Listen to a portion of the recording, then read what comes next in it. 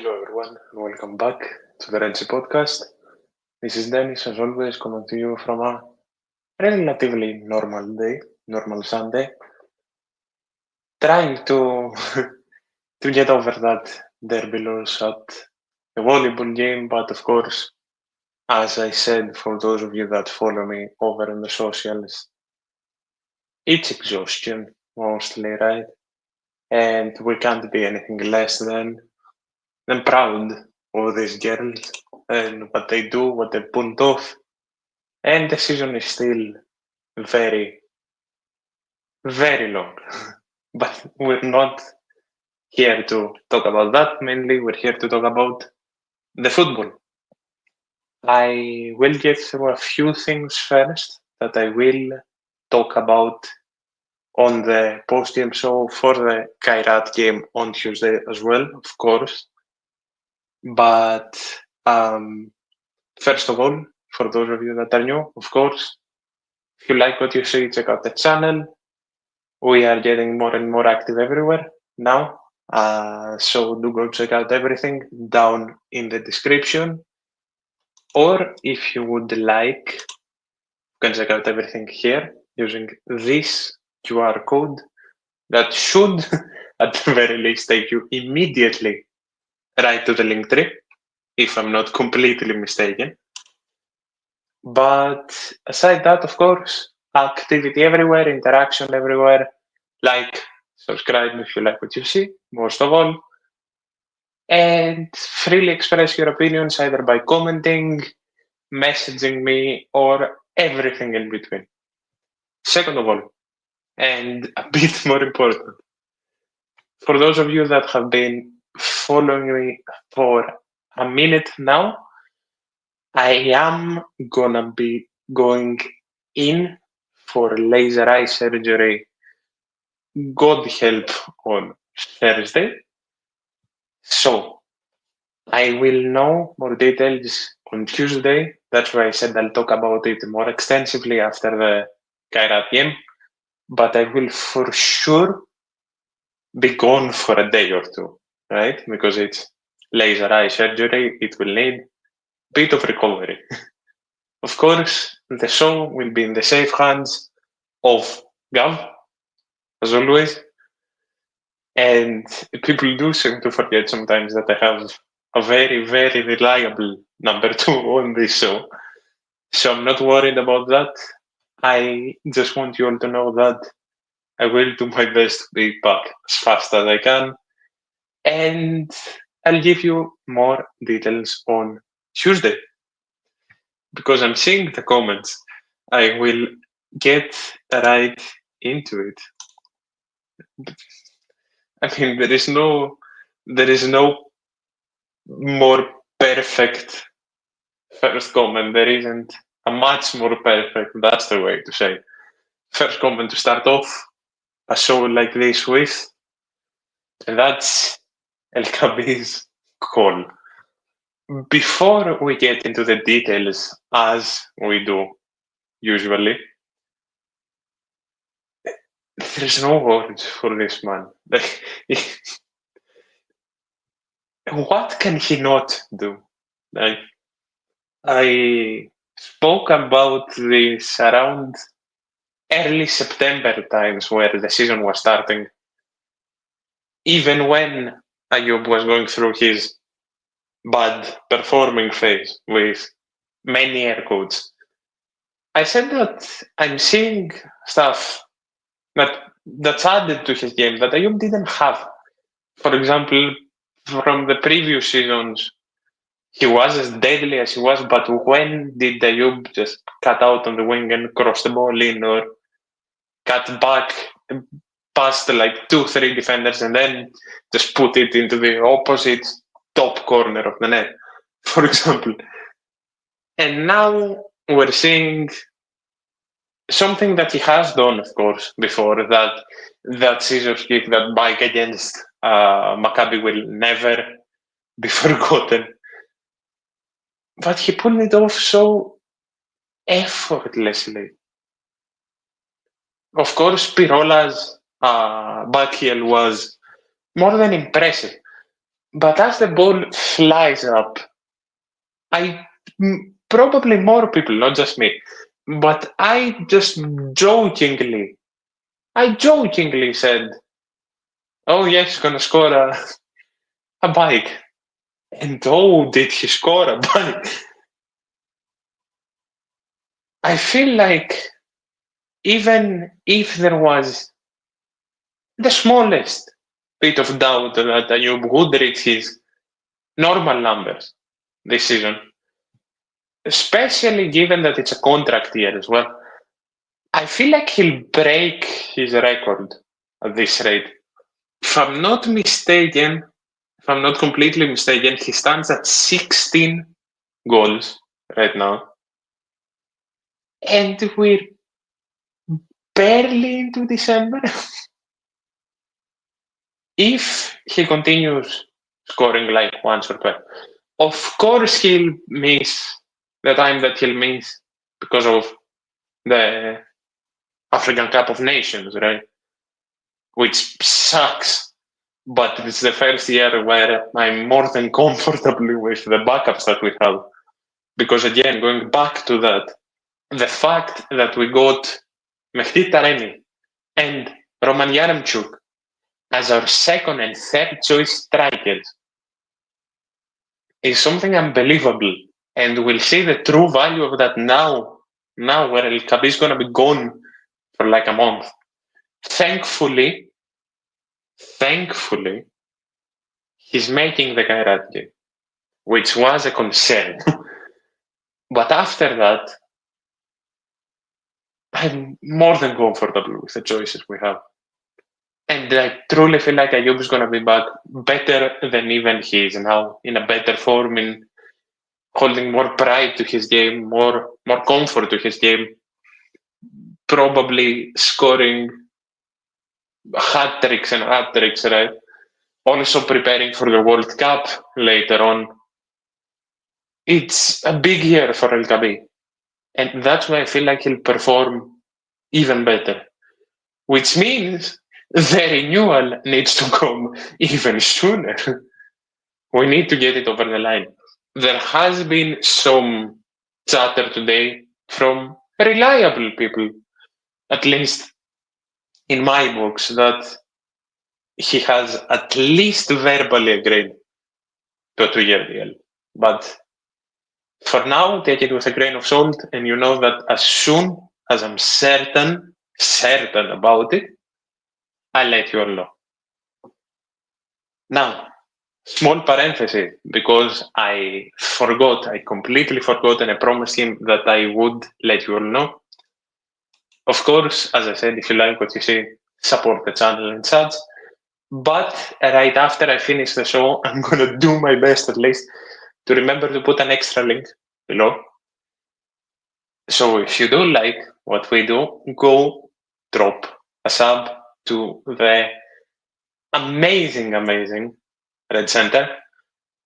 And of course, Red Center, a man that I have spoken in utter high praise for his work, the socials, and the inspiration that I have taken from his stuff.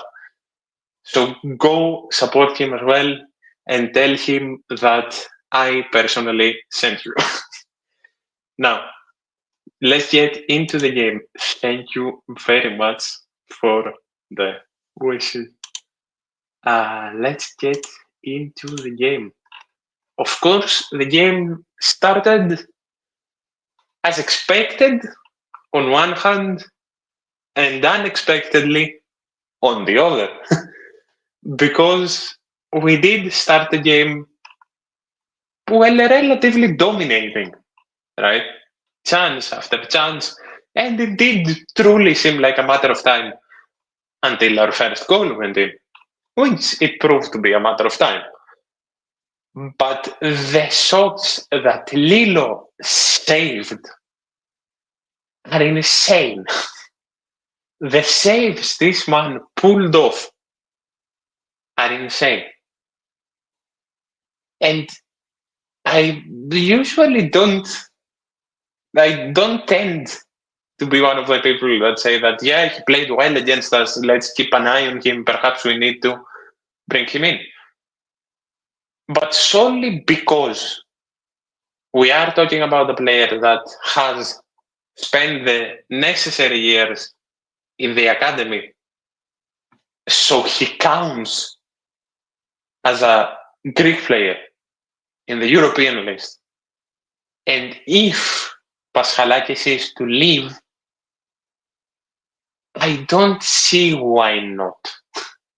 I don't see why. And again, it's a rare case that I just completely turn into the category of, yeah, he played well against us, bring him to the team. But seeing the logistics of it, I really don't see why not.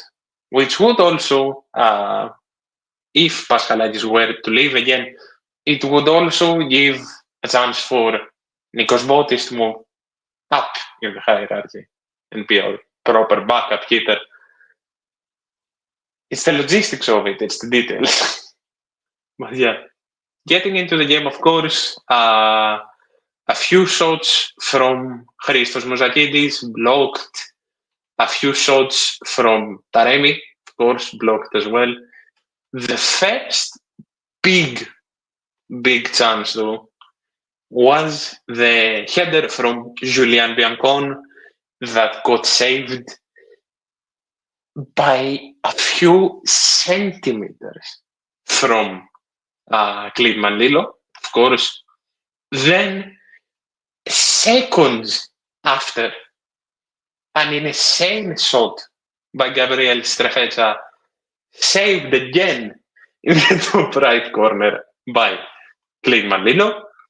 Then the shot from outside the box from Gelson Martins that went to the opposing corner, saved again by Lilo. So that's 3 major chances saved in 4 minutes, for those of you that don't remember. Then, of course, a few more block shots, narrow misses like the Strefezza close range volley. Then the bottom left corner shot from Ayoub El Khabi, saved again in an insane way. So 5 in 10. Then, of course, the center of the goal, the strong volley by Santiese, saved as well. And then, finally, after it felt like Lilo would be unbeatable, Ayoub El Khabi, of course, it's Ayoub El Khabi, scores that goal. And then the momentum shifts, just like that. We keep battering them, and then an incredible header by the man himself as well, just 7 minutes after. Ayoub El Khabi makes it 2-0, sending us into the half. Game more or less closed out, right? Then we move to the second half. Stuff happens. OFI keep playing tough football, rough challenges and stuff, as OFI do. Then it's narrow miss by Strefezza, and then a save of intense proportions, to say the least, by Kliman Lilo as well. Because, of course, then the insane shot by Mouzakidis from outside the box saved again. And yes, I am also going to be one person in the category saying that, yeah, this match would have been 5. If it was most keepers in the league, this match would have been 5. And then, just a few minutes after, Strefezza finally, and did he deserve it, Gabriel Strefezza scores a wonderful goal to pick up his first for Olympiacos, adding to his 5 assists, of course. Gabriel Strefezza and Yusuf Yazidzi are our top assisters in the team, but God, did he deserve a goal as well. And finally, are people seeing him with more of a positive light, like he deserves. And then, until the end of the game, There were two more major chances, of course. That was Yazid's shot, that left-footed rocket from outside the box that hit the post, and it was a block shot from Roman Yarmchuk. Insane game in a matter of chances, good game in a matter of momentum, and a necessary win in a matter of the standings. And we'll get into the rest of the games in a bit after we get through some performances like usual. Yeah. I saw this comment and I wanted to say it, but I didn't want to just lose the notes.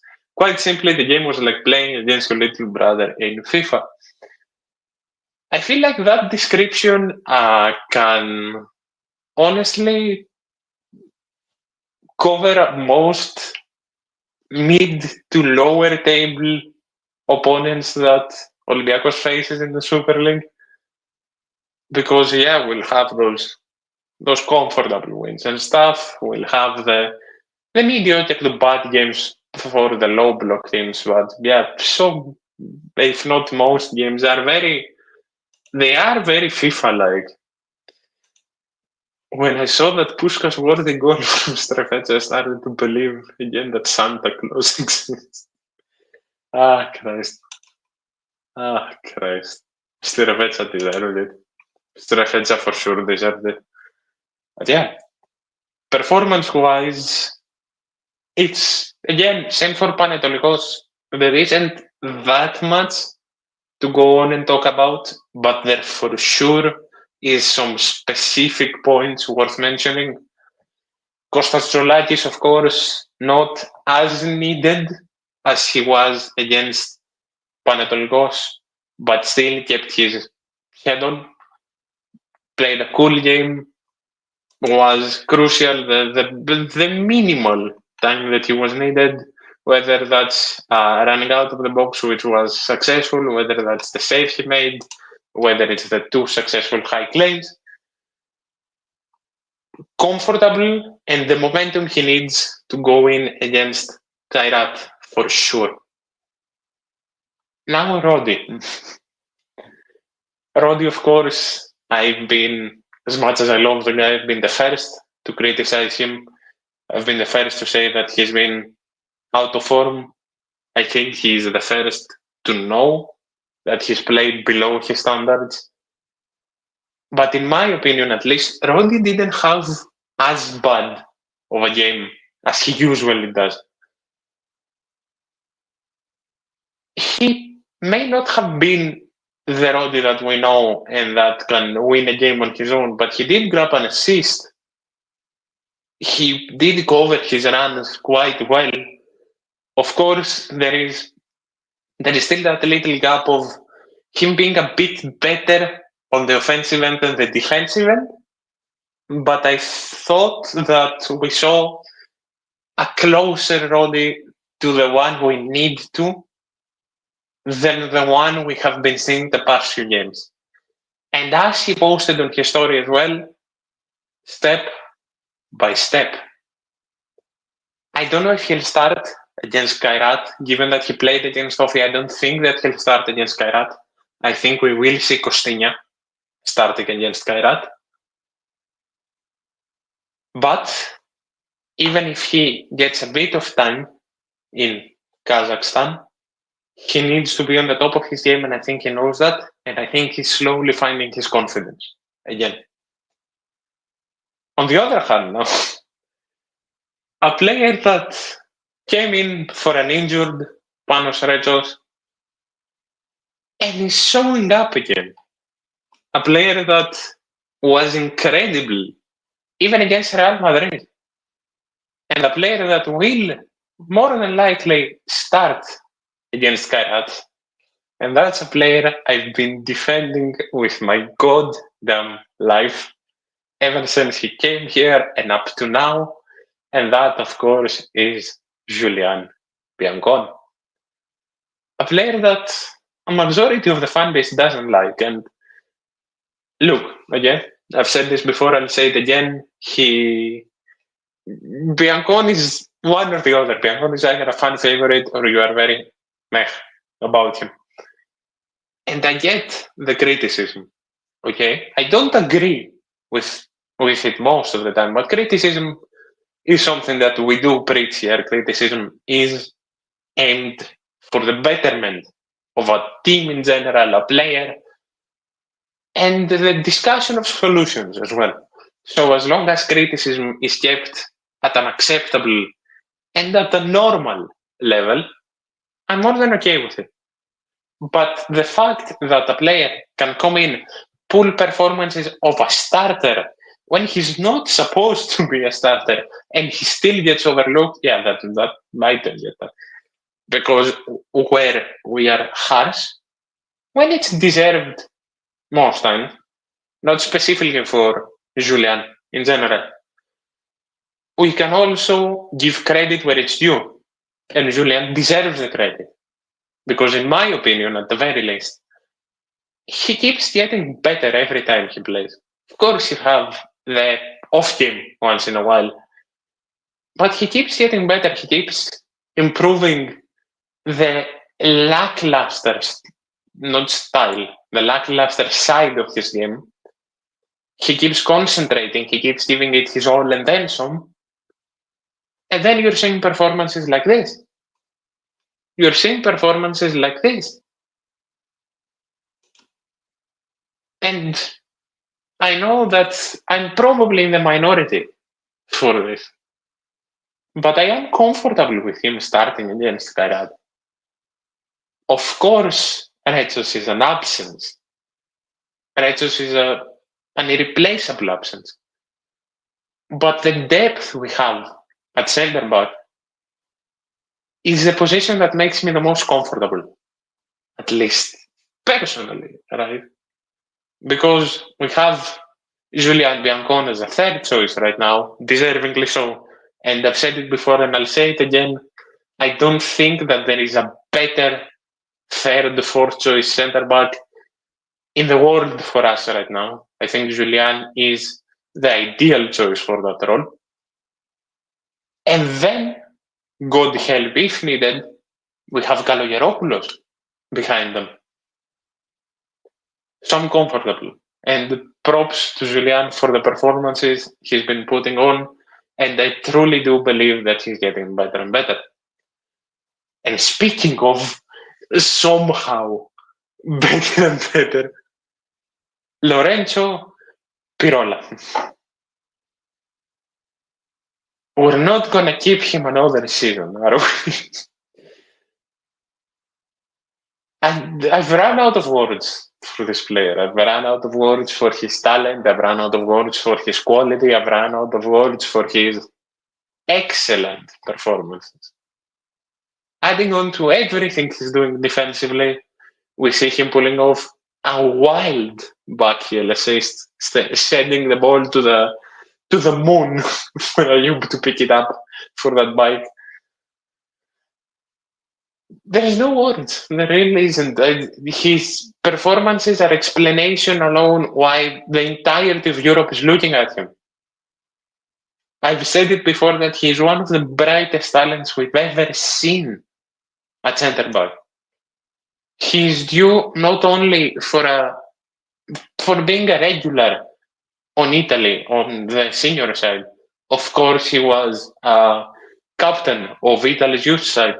But he's due to be a regular and eventually, again, if he stays healthy and his trajectory stays the same, to be a captain of Italy's senior team. We're talking about a player that's gonna create a legacy with his career. And he deserves this praise. And I hope he stays here for as long as possible. But I know that no matter what happens, he deserves the absolute best. And even to his final moment in an Olympiacos shirt, I know he'll be incredible. And that's why I'm trying to enjoy him the best I can, as should we all, right? Because I fear that we're not going to see him for much longer. And again, which I believe that we will still, but if we get that qualification for the next round of the Champions League, he's one of the main factors. I think that's undeniable now. I think that's more than undeniable now, if there is a higher level to that. Ortega, the main thing I want to say about Ortega's performance is a tweet I saw from the boys over at Thrill 7. I didn't know that we needed to see that, but Ortega absolutely cooking, absolutely demolishing Taxiarchis Foudas was one of the highlights, the highlights of the game. Wonderful game, did what he needed and building confidence as well for the game on Tuesday. Santiese had more of a quiet game, didn't really get the chance to do much, got a solid 75. There is better to be expected from Santiago Esse, but honestly, no real mistakes to point out, no real complaints from him.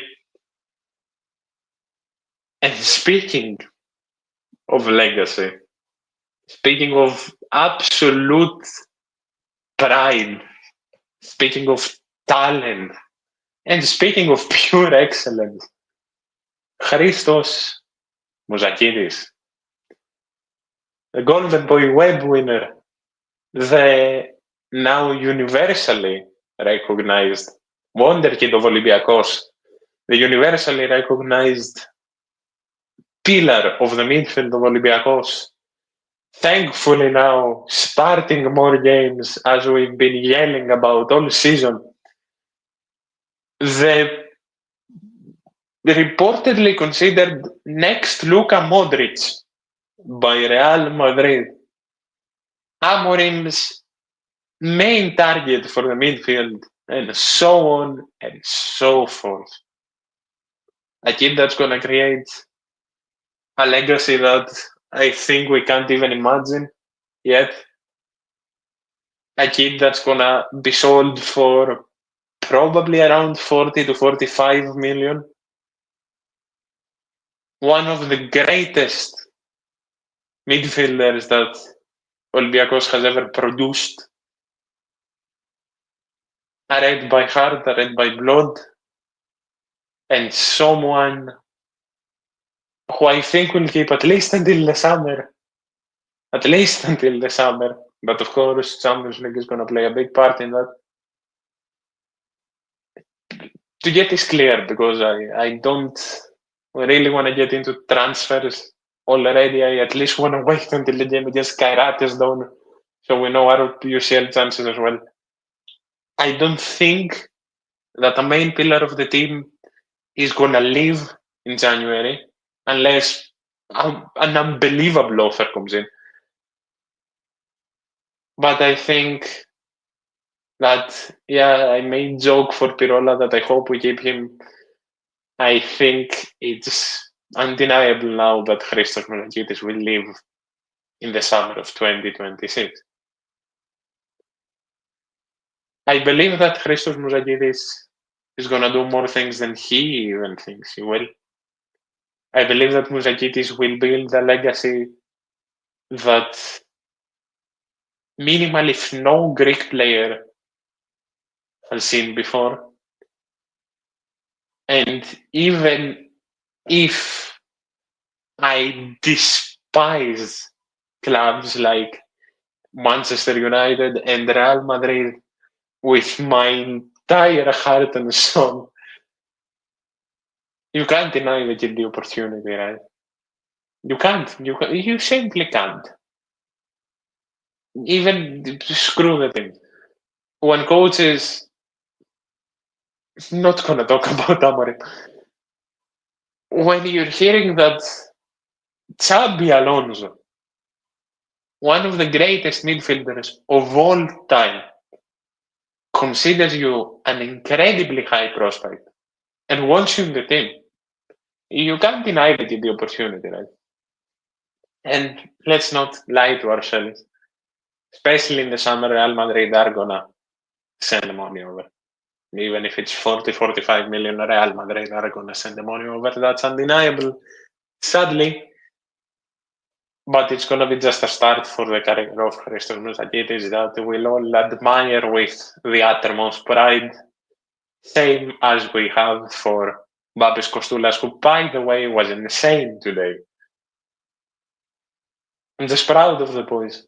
I'm more than proud of the boys, and it's a blessing and an honor that these boys live and breathe Olympiacos. It's a blessing and an honor. Now, moving up forward, the player that I was waiting to get into, and that, of course, is Gabriel Strefezza. Gabriel Strefezza, who teams from his home country now see as a star and a top prospect. Teams like Botafogo, teams like even teams like Boca, even teams like Santos. And we think of him as a useless third choice winger. There is a reason Olympiacos paid the money that they did for Gabriel Strefezza. I said something a few weeks ago, I think, against the Asteras game on the post-game show, that if he keeps building step by step, even if the steps are minimal, even if he keeps taking his chances and giving it his all, and he doesn't really give anything statistically wise, the goal will come. And it finally did, and what a goal it was. Along with the 5 assists he has, of course, it's been a very good season for him. But we should be expecting better, and he will keep giving better. Gav said something the last show that I am going to quote as well. Gabriel Strefezza is a big game player. I believe we'll see the best of him for the time he gets against Kairat as well. And in the rest of the Champions League campaign. But he's incredible. And he'll keep showing that. And as a joke going around on Twitter, I will keep backing the player like I have from the start. And again, criticism is more than acceptable. It's wanted up to a logical level. But some stuff that has been written about Strefezza, not just by fans, by the media, it's ridiculous up until a point. And we shouldn't be endorsing stuff like this. Shouldn't even be reading it up until a certain stage. But that's a different story. Zelson and Taremi, of course, both had good games. Zelson especially had a more active game than Taremi. Taremi had a couple of chances, but he really not as effective as we are used to Mehdi Taremi being. And then there was Ayoub El Ghabi. I think of course, my MVP for the day was Gabriel Strefezza. But I think I sat there thinking about it for a solid 30 minutes after the full-time whistle. I don't even remember when the post came out. Again, as Gav had said earlier on, what a problem to have to not know who to crown as your MVP of the game.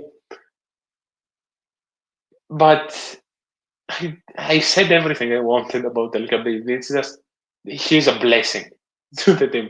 There is no other way to put it. There is no calmer way to put it. He's an absolute blessing to the team. Substitution-wise, of course, as I mentioned, Alexis Kalogeropoulos got a solid few minutes in the second half and proved once again how much stability he brings. Yusuf Yazici almost scored another one of the goal of the season contenders. He was very active as well, very good. He needs to be playing even more. One of our most productive players of the team with the least amount of minutes. Roman Yaremchuk and Chiquinho So happy for them to be getting time, especially Chiquinho coming back. And then Danny Garcia, who I wanted to talk about a bit more, not because of anything that specific, but the fact that I think it's the first time this season, correct me if I'm wrong, that we saw Danny Garcia in the role that I have been screaming my lungs out about. Screaming my lungs out about that Danny Garcia should be coming in for the final 15-20 minutes, close out the game when needed, and we'll see the best of him. And he did exactly that. He did exactly that. Perfect in all he did. No real mistakes to point out. And he closed out the game perfectly. That should be the role that Danny Garcia has. I apologize for the voice crack.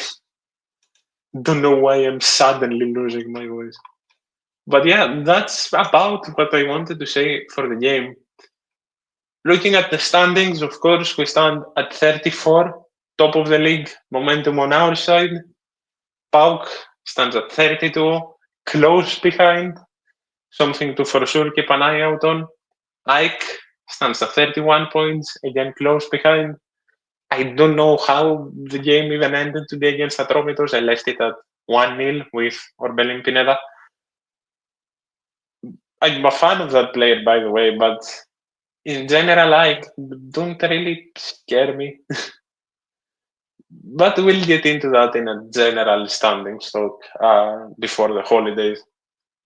Olympiacos and Volos both stand on 22.6. After Olympiacos drew today, I don't know what Volos did. I think Volos drew as well. Let me actually check.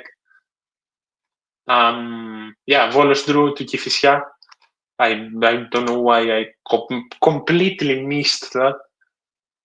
Then, of course, it's the clowns of the league, Panathinaikos, that drew to the worst team in the league right now, with conceding a penalty on the 99th minute. I've said it before, I'll say it again. I don't think Panathinaikos make top 4 this season, even if they are with a game less. I think Olympiacos will deservingly so seal that 4th position, and Panathinaikos are going to be 5th. Then, of course, it's Kifisia. Then it's Aris, who are more disappointing than the last few years.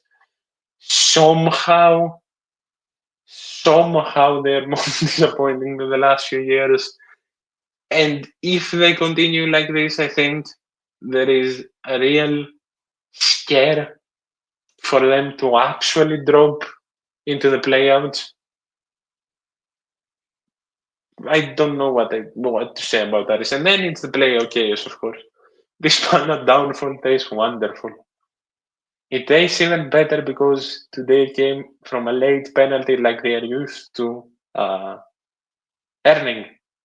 Of course, not rightfully most of the time. And again, I'll say it again, I don't even think they'll get Europe this season. Even if that's a stretch, I think at best they get 5th. They're definitely a lost cause. Not as much of a lost cause as Aris are, but they're a lost cause. And now the game against Kairat comes up. Tuesday at 5:30 in the goddamn afternoon.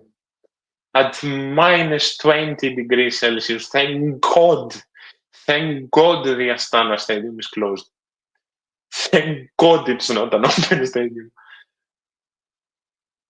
It's going to be a weird one. It's going to be very Bodo reminiscent, so do get ready for that. But I think that will show character, I think will show heart, and I think that will eventually close it out. I will cautiously say my prediction. Those of you that have made it this far, of course, do drop your predictions for the Kairat game in the comments. Because I don't want to be deemed as the only jinx just in case something goes wrong. I'm kidding, of course. I want to see what you'll think for the game. I will very cautiously again go with a 1-3 win for us. I think even luck itself will finally be on our side. I think we'll concede one, but I think we'll be relatively comfortable and score 3. And then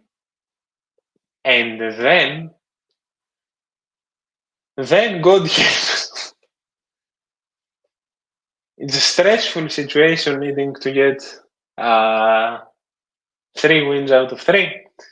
But if anyone can do it, it's us. Because Olympiacos isn't made for the easy games and situations, as you all know by now.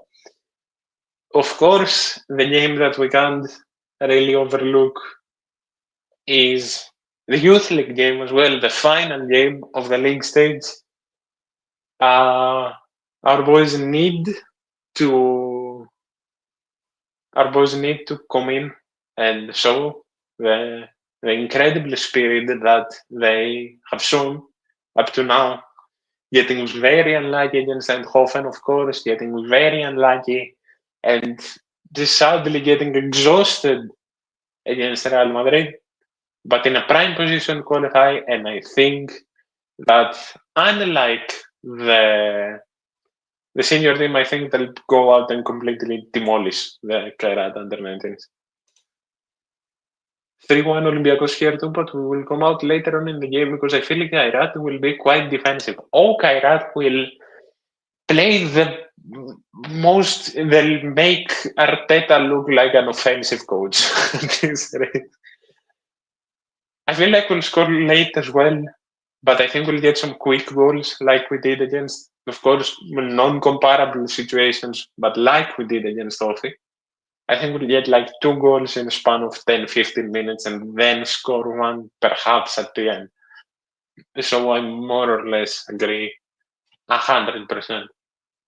But yeah, that's about it on my end today. A way smoother show than last time, thankfully. Thank you all for the company.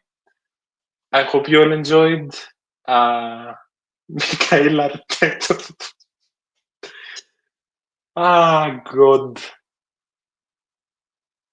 There's a reason I say that I love all of you guys. I'm not even gonna take that down. I'm gonna leave that on the screen. Mikhail Artetov is what we're gonna call the Kairat coach and hope it doesn't bite us in the ass. Thank you all so much. Gonna be a weird week, but up until everything, I'll see you Tuesday. Hopefully, with good news. Thank you.